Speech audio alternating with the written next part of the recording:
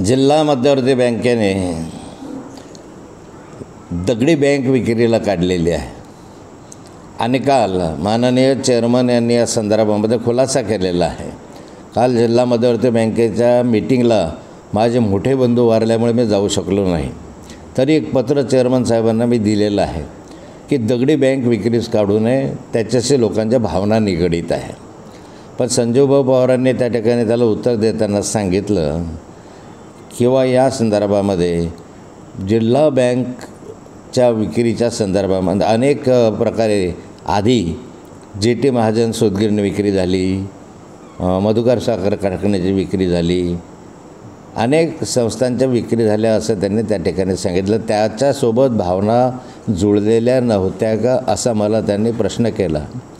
पण मला वाटतं की संजूभाऊ पवार हा तसा हुशार माणूस आहे, त्याला समजायला हवं होतं की या सगळ्या संस्था साखर कारखाने असतील, सूतगिरण्या असतील, काही अन्य असतील, त्या आपण विक्रीला यासाठी काढल्या की त्यांच्याकडे जिल्हा मध्यवर्ती बँकेचं कर्ज थकलेलं होतं, ते भरू शकले नाही आणि बँकेचा व्यवहारच आहे, जे आपलं कर्ज थकवतात त्यांचा लिलाव करणं हे बँकेला क्रमप्राप्तच आहे आणि त्यानुसारच त्या भावना वगैरेंचा विचार न करता आपलं कर्ज वसूल झालं पाहिजे या दृष्टिकोनातनं त्या ठिकाणी हे व्यवहार झालेले आहेत।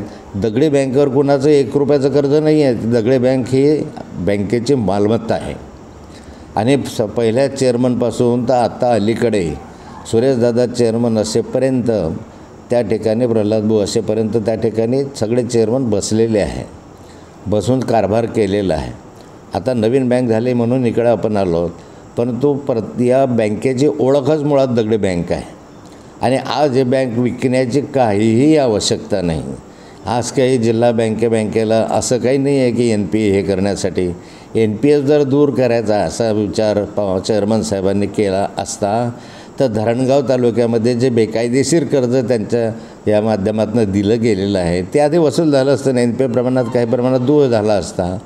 पण या ठिकाणी सर्व शेतकऱ्यांच्या भावना याच्याशी जुळलेल्या, माझ्याकडेही अनेक शेतकऱ्यांनी तक्रारी केल्या की ही बँक विकू नका, काही कारण नाही विकण्याचं, ती बँक काही केली, थोडीशी दुरुस्ती केली तर ते बँक चांगली राहू शकेल आणि ते हेरिटेज बँक आहे, 100 वर्ष झाले त्या बँकेला जवळ स्वतः आहे आणि अशा हेरिटेज बँकेच्या संदर्भामध्ये आपण विक्रीला काढणं मला वाटतं ते ज्यावेळेस पडके होईल तरी अनेक मालमत्ता आपण सांभाळून ठेवतो ते यासाठी की त्याच्याशी आस्था जुळलेले आहे। चेअरमन साहेबांनी हा निर्णय मागे घ्यावा अशी माझी विनंती आहे, अन्यथा दगडी बँक बचाव म्हणून एक मोहीम आम्ही हाती घेऊ आणि साऱ्या शेतकऱ्यांपर्यंत पोहोचू। आज आवश्यकता नाही, आवश्यकता असेल त्या ठिकाणी विकावं। आज त्या ठिकाणी भाव जो आहे, शेजारी एक प्लॉट विकला गेला, 1 लाख रुपये प्रति स्क्वेअर फूट प्रमाणे त्याचा व्यवहार झाला। प्रत्यक्ष रेकॉर्डला काय व्यवहार झाला माहिती नाही, परंतु त्या ठिकाणी आज 6,500 स्क्वेअर फूटची ही इमारत आहे, म्हणजे 1 लाख म्हटलं तर 65 कोटी नुसती जागेची किंमत आहे आणि कमी जरी म्हटले 50,000 जरी म्हटली त्याची किंमत तरी 35 कोटी 40 कोटी किंमत त्याची होऊ शकते आणि या ठिकाणी किती किंमत येईल मला माहिती नाही। तर का विकावं, कशासाठी विकावं ह्याचं उत्तर मला अजून मिळालेलं नाही। तसेच काल जिल्हा मध्यवर्ती बँकेमध्ये नोकर भरतीचा ठराव केला गेला, 300 नोकरांची भरती करण्याच्या संदर्भामध्ये राज्य सरकारने आपल्याला परवानगी दिलेली आहे। परंतु नोकर भरती करत असताना मागच्या कालखंडामध्ये जी भरती ज्या कंपनीच्या माध्यमातून झाली त्या कंपनीच्या माध्यमातून 250 लोक भरले, कुठलीही तक्रार त्या ठिकाणी आलेली नाही आणि पारदर्शी कारभार असल्यामुळे अशा एजन्सींकडूनच या ठिकाणी ही भरती करावी असा माझा आग्रह आहे। मागच्या मीटिंगमध्ये मी तर सुचवलं होतं की IBPSच्याच माध्यमातून ही भरती व्हावी, कारण त्याच्याकडनं कुठल्याही स्वरूपाची तक्रार आलेली नाही। मेरिटनुसार मुलं घेतले पाहिजे, वशिलेचे नको, मेरिटनुसार घेतले पाहिजे अशी माझी आग्रही विनंती आहे आणि म्हणून अशा संस्थेकडनं घ्या की ज्या संस्था ट्रान्सपरंट व्यवहार करतील।